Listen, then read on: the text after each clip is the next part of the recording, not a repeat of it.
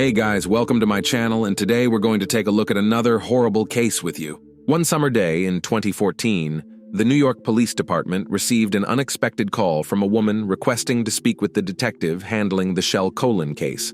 The caller was Debra Holmes, and she urgently requested a meeting with the investigators.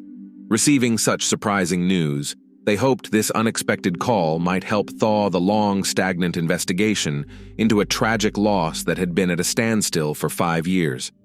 It was about the case of Shelley Danishefsky's tragic demise, which had caused a stir in Manhattan on the eve of New Year's 2010. Shele Kovlin grew up on the West Side, immersed in an Orthodox Jewish community. Her family's deep-seated roots in this tight-knit neighborhood shaped her upbringing. Shelley's journey from a blissful childhood to an accomplished adulthood was marked by her love for learning and academic excellence. This passion for knowledge eventually led her to a prestigious degree in asset management, opening doors to a thriving career in the Swiss banking sector. Her rapid ascent in the financial world saw her skillfully managing multi-million-dollar portfolios for her clients. In 1998, despite a successful career in one of the world's wealthiest cities, Shelley felt a void in her life. She had financial security and a loving family, yet her dream of having her own family and becoming a mother remained unfulfilled. In February 1998, determined to change her destiny, Shelley attended a Jewish singles event aimed at helping those seeking their significant other. It was there that she met 26-year-old Covlin, a fellow professional in the banking sector. The young couple shared many common interests, both driven by ambitions for success and stability in life.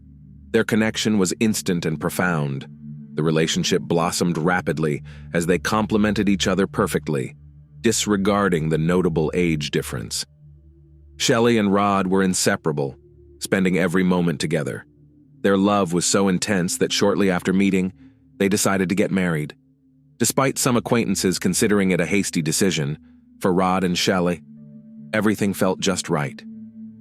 The happy couple soon welcomed 2 beautiful children, a boy and a girl, completing their family. On New Year's Eve 2009, the idyllic life of the Covlin family was shattered by a tragic accident that led to Shell's death. Initially, the police deemed it a freak mishap. At the early stage of the investigation, they were convinced it was just that. Early in the morning of December 31st, at the Manhattan police station, 2 officers wrapping up their night shift were discussing their holiday plans over coffee. However, the calm atmosphere was abruptly disrupted at 7:30 a.m. by an urgent phone call. Rod Covlin from the Upper West Side, in a frantic state, informed the officers about bizarre occurrences at his ex-wife Shelley Danishefsky's house. He had found her in her bathtub, submerged in blood-stained water, lifeless. Emergency services hoped Rod could provide the necessary assistance to save the victim. Following the operator's instructions over the phone, Rod pulled her out of the water and attempted resuscitation, but it soon became clear that saving her life was impossible. Shelley's body was cold and motionless. A distraught Rod covered her with a blanket he found in the bedroom and waited for the police to arrive. Thus, on the last day of 2009, Manhattan witnessed a heartbreaking event in the life of Rod Covlin. The police team arrived swiftly at the scene of the incident. Upon arrival, they quickly assessed the situation and cordoned off a central street in Manhattan. They were greeted by a lavish residence just steps away from the city park. The Upper West Side was known for its safety, and the officers initially surmised that Shelley Danishefsky's death was another tragic case of self-harm. Entering the apartment, they found children's toys scattered around, not unusual given the upcoming holiday. They then proceeded to the bathroom, where the woman's body, wrapped in a blanket by her husband, lay. The bloody water in the tub and the wet floor indicated that Rod had recently pulled the body from the water. A wound on the back of Shell's head, still bleeding, was noticeable. Surveying the bathroom, the officers noted an open cabinet door with a torn hinge, suggesting the woman might have slipped and torn it off while trying to hold onto the door. Forensic experts who arrived shortly after conducted a thorough examination to rule out other possible causes of the tragic incident. After a careful inspection, they determined there was no break-in, and no signs of a struggle were found. Investigators increasingly leaned towards the belief that Shell's death was an accident. The detective handling the case decided to speak with family members. During their questioning, it was revealed that Shelley and Rod's 9-year-old daughter was the first to discover her mother's body. Traumatized and shocked by what she had seen, the girl managed to tell the police officer how everything happened. It turned out that the previous night, she and her younger brother had been sleeping in their mother's bed, a fairly common occurrence. Waking up in the middle of the night and noticing her mother's absence, she went to look for her and stumbled upon the horrifying scene in the bathroom. The frightened child hurriedly contacted her father for help. Rod and Shelley had just separated, and he had moved into a new apartment in the same building on the same floor. Crossing the corridor was all it took to reach his apartment. The girl called her father, who was nearby, and arrived immediately. Entering the bathroom, he pulled Shelley's body from the water and called for emergency services. The girl's account matched exactly what Rod had described, confirming the theory of an accidental death. The police informed Shell's relatives about the tragedy, which deeply shocked everyone. The autopsy and forensic examination were scheduled for the day after the body was found. However, surprisingly, it never took place. When the medical examiner called the investigators to start the examination, he unexpectedly learned that despite its necessity, the procedure would not be conducted. This baffled the examiner, wondering how this could happen. It turned out that a rabbi from the synagogue Shell frequented had intervened. He contacted an organization responsible for the burial of Orthodox Jews, which then requested the police for permission to access the tragedy site for religious rites required by the victim's family's faith. Permission was granted, and a team, accompanied by the rabbi, arrived at the scene. They cleaned the bathtub of blood traces and prepared Shell's body before the burial. All collected evidence and clues were destroyed before reaching the police's forensic department. The organization acted swiftly because autopsies are considered taboo in Orthodox Jewish tradition, seen as desecrating the deceased's body. In this case, the synagogue's rabbi exerted pressure on Shell's family.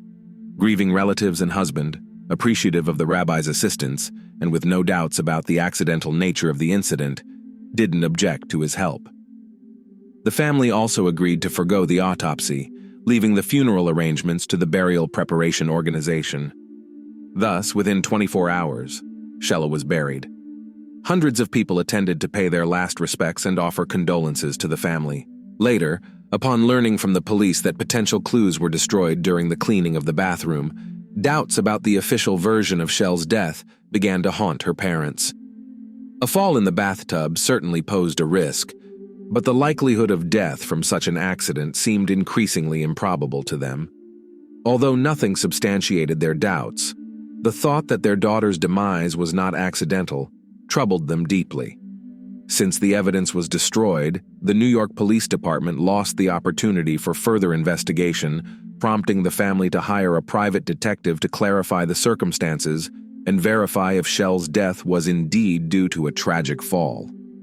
The private investigator, hired by the woman's relatives, began unraveling this peculiar case, first visiting the deceased's family home to speak with the relatives. From their statements, he learned that Rod and Shell's relationship was far from perfect, and their marriage had been facing serious challenges. The couple had celebrated their 10th wedding anniversary in 2008, but soon after, their marital bliss began to crumble. Rod faced difficulties in his career, frequently changing jobs. It was revealed that he had developed a gambling addiction, investing huge sums in it. These behavioral changes worried Shelley. She was dissatisfied with her husband neglecting the family, spending extensive time on computer games. Rod was using their savings for backgammon tournaments, which Shell had complained about to her close ones, frustrated by the amount of family money he spent on his numerous travels. Additionally, she discovered that he had been unfaithful during his many trips. It's important to note that Shelley was neither passive nor naive regarding her husband's behavior. Upon discovering his infidelities through his emails, she decided to end their marital relationship and obtained permission for a religious divorce. Externally, the couple still appeared as spouses, but Rod had moved into another apartment in the same building. An official divorce required some time to process. Despite their separation and strained relations, Shelley and Rod tried to maintain a friendly facade, especially for their children. However, conflicts and disagreements often arose due to Rod's behavior. Shell had recently expressed to her close ones her grievances about her husband, describing him as aggressive and hot-tempered. She felt he was monitoring her, entering her apartment when she wasn't home and checking her emails. She also suspected that Rod had installed a camera in the building's corridor to see when she came home. These complexities in their marital life could have been grounds for further investigation into Shell's death. Gathering all these details, the private detective proposed the theory that Rod might have been involved in his wife's demise. He needed to conduct further investigations to uncover the whole truth. The detective's first goal was to determine if a crime had indeed taken place at the scene where the body was found. He planned to inspect Shell's apartment but encountered a problem. The door was sealed. Without hesitation, he obtained a court order to access the site, and with it, accompanied by New York police officers, he arrived at the scene. He attempted to unlock the door with a key provided in advance, but the stubborn lock resisted for some time. After a few moments, Rod Covlin emerged from his apartment at the end of the corridor. He claimed to have heard noise and came to check what was happening. Upon questioning by the police and the detective, Rod took the key and effortlessly opened the door. This raised some questions for the detective. Did Rod really just happen to hear sounds in the corridor, or was he intentionally monitoring the situation? Once inside the apartment, the detective focused intently on finding evidence to support his theory of murder. According to Shell's relatives, she was home on December 31st, but her phone was missing. The detective thoroughly searched all rooms, only finding the woman's phone charger, while the phone itself was not located. The detective also faced the task of examining the bathroom, the site of Shell's demise. He paid special attention to the hinge that investigators believed she had torn off during a fall. The more he examined this item, the more he doubted that Shell could have torn off the metal detail, which was securely attached to the cabinet. It would have required immense strength, and even considering the woman's weight, there were significant doubts about such a possibility. After a long discussion with law enforcement, the detective tried to convince them that this was not an accident, but a homicide. The investigators were not persuaded, citing a lack of evidence. As a result, a decision was made to perform an autopsy to conclusively determine the cause of death. The impending exhumation of Shell's body sparked serious contemplation and debate within her family. More than 2 weeks had passed since her burial, and it was a difficult decision for her loved ones to make. In the Jewish religion, such interventions are viewed very negatively, and religious leaders often oppose this practice. The family needed time to decide. Despite the prohibitions, they deemed it crucial to uncover the truth about their daughter's death and agreed to the exhumation. However, this step was complicated not only by moral considerations. To carry out the exhumation, a special order from the prosecutor's office was required, which was not easy to obtain. Despite the family's consent, it took almost 3 months. After securing the necessary documents, the exhumation and autopsy were conducted. The results were startling. The examination revealed that Shell did not die from a fall but from asphyxiation due to violent strangulation, which had broken her neck bones. Consequently, the official version of her death changed. No longer could her passing be considered an accident, and it was officially recognized that the young woman had been murdered. The detective's efforts and suspicions proved to be well-founded. The autopsy results of Shell's body played a pivotal role, prompting the New York Police Department to immediately resume the investigation into her death. Investigators began meticulously examining new details, including phone call records and bank statements, all information crucial in a murder investigation. Besides family members, everyone who had any interaction with Rod and Shelley was questioned: the nanny, housekeeper, and even the lawyer handling their divorce. The lawyer informed the police about the oddities he had observed in the couple's behavior. At the first divorce hearing in May 2009, Rod claimed he couldn't pay alimony due to unemployment. The judge jokingly suggested that Rod might have to give up his favorite games, which infuriated him in the courtroom, revealing his true nature to everyone. Rod didn't stop there. He sought revenge against Shell, accusing her of an indecent lifestyle, misusing funds, and even calling her employer with slanderous claims about drugs and violence towards their son. These false accusations caused significant trouble for Shelley. An investigation initiated based on these claims found no evidence to support her husband's words. However, the most appalling aspect of this story was when Rod and Shell's son revealed how his father had coached him to say phrases aimed at discrediting his mother. Rod paid a heavy price for his vile actions. At a new divorce hearing on July 7, 2009, he was prohibited from being alone with his children, a measure that remained in effect even after Shelley's death. Rod was not granted custody of his children, and a social worker handed them over to Rod's parents, inciting his rage. He likely believed that he would finally take responsibility for his children. Police also interviewed a woman who had previously cared for Rod's children before being dismissed by him. She provided detectives with intriguing information. It turned out that on December 30th, Shelley underwent an expensive keratin hair treatment worth several $100s. Post-treatment recommendations included avoiding moisture and heat exposure for several days, thus prohibiting baths or showers. This raised a question.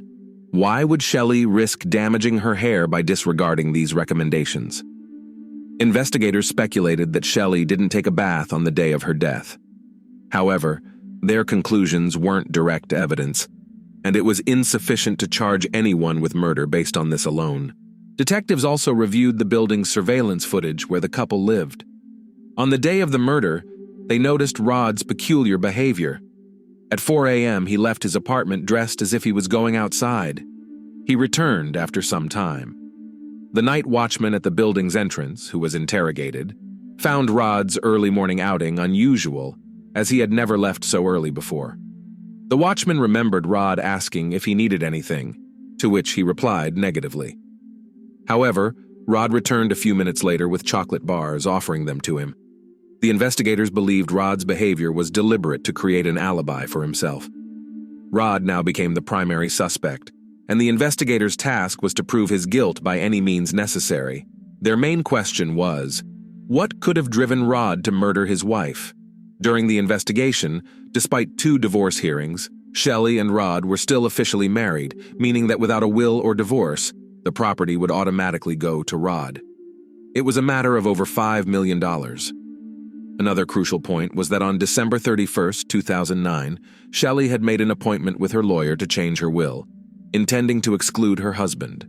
This undoubtedly was a blow to Rod and provided a motive for the crime. The money, $5 million, which Rod could lose, was undoubtedly such a motive. Since he was already a suspect, all of Shell's assets were transferred to a secure account, pending further evidence of his involvement in the crime. It was clear that if Rod had been monitoring his wife, he could have known about her meeting with the lawyer to remove him from the will. Investigators suspected that Rod had installed spyware to track his wife. Surveillance footage also showed Shelley returning home at 8 p.m. the night before, talking on the phone, which was never found after the crime. Now they knew for sure the phone was in the apartment. They decided to conduct another search of the crime scene. Upon returning to the apartment, the investigators didn't have to look long. They couldn't believe their eyes when they saw Shell's mobile phone calmly lying on her bedside table, connected to the charger. Neither during the New York police's initial search, nor during the private detective's examination, had anyone noticed the device in this location. Furthermore, investigators had photographed the room during previous searches, and the phone wasn't on the bedside table in the photos. There was only one explanation. Rod had brought the mobile phone back into Shell's sealed apartment.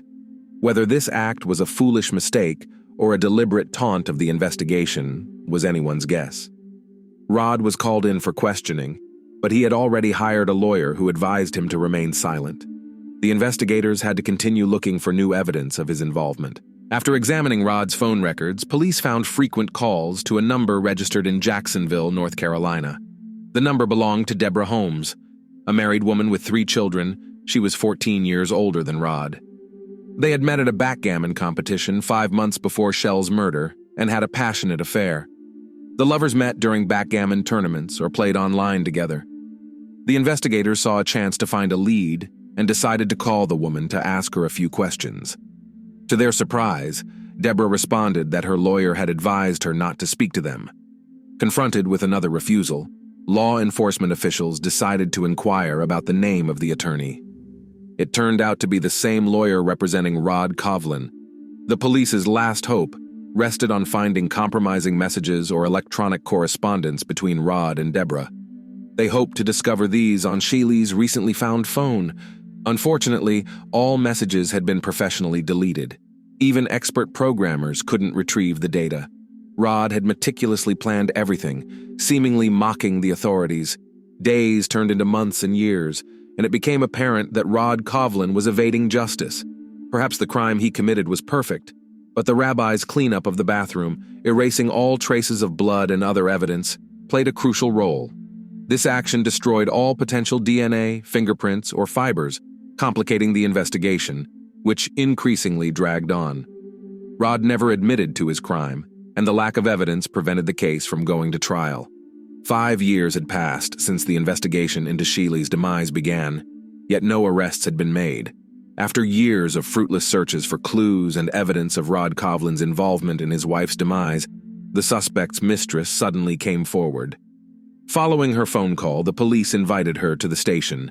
Debra Holmes immediately came in.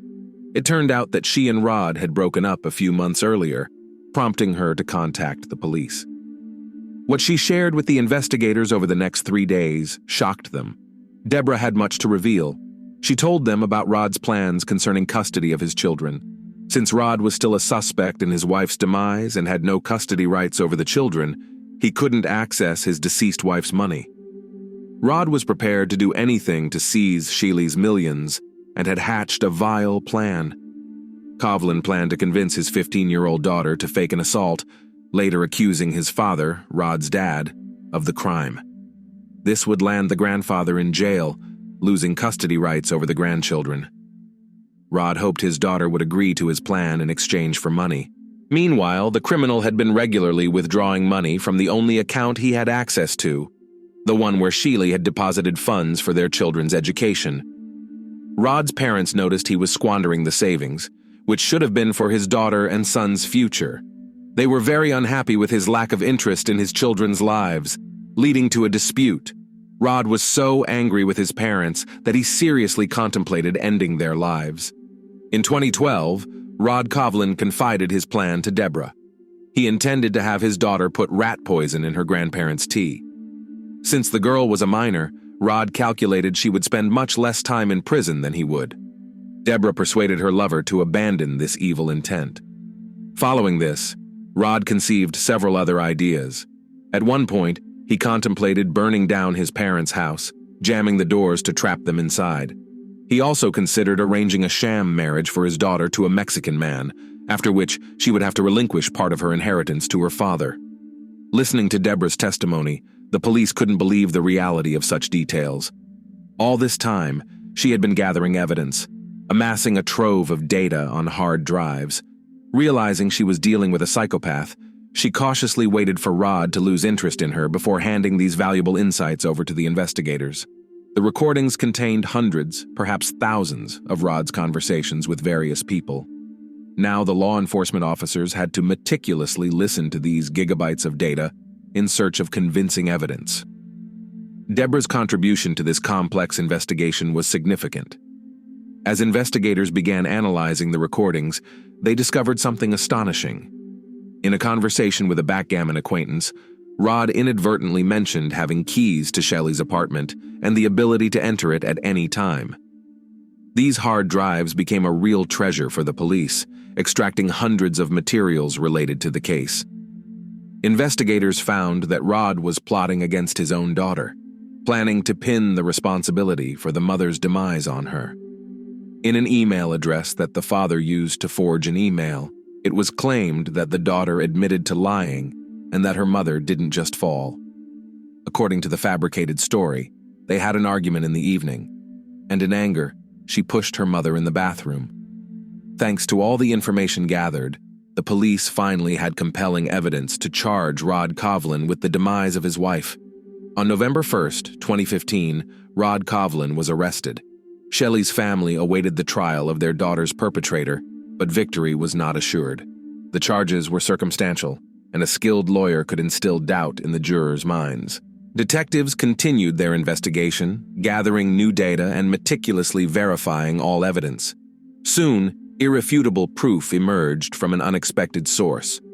While in prison, Rod Covlin revealed details of his wife's demise to a fellow inmate. He described his actions in detail, even mimicking the gesture he used to strangle her. The police requested surveillance footage and found it perfectly matched the autopsy results. This was direct evidence of Rod's guilt, almost amounting to a confession. The trial lasted 7 long weeks. During this time, the jury heard all the heinous plans Covlin intended to execute, including taking his wife's life, targeting his parents, and framing his own children. The jury was appalled by his cold-blooded and deceitful nature. It took them 2 days to reach a final verdict. In March 2019, the court found Rod Covlin guilty of the demise of Shelley Danishefsky, his wife, and the mother of his children. Despite the lack of direct evidence, he was sentenced to life imprisonment, with the possibility of parole only after 25 years. Shele Kovlin was a successful and determined woman who sought simple family happiness. However, a ruthless, greedy monster crossed her path, destroying not only her life, but also those of her children and loved ones. This tragic story found justice thanks to Debra Holmes' determination. The criminal was punished for his horrific actions. Debra's courage likely helped not only in achieving justice, but also in preventing possible future crimes. Rod Covlin will never again harm his family or the citizens of New York. Thanks for watching, guys. Subscribe to the channel and don't forget to click the bell not to miss new stories from around the world. See you soon. Take care.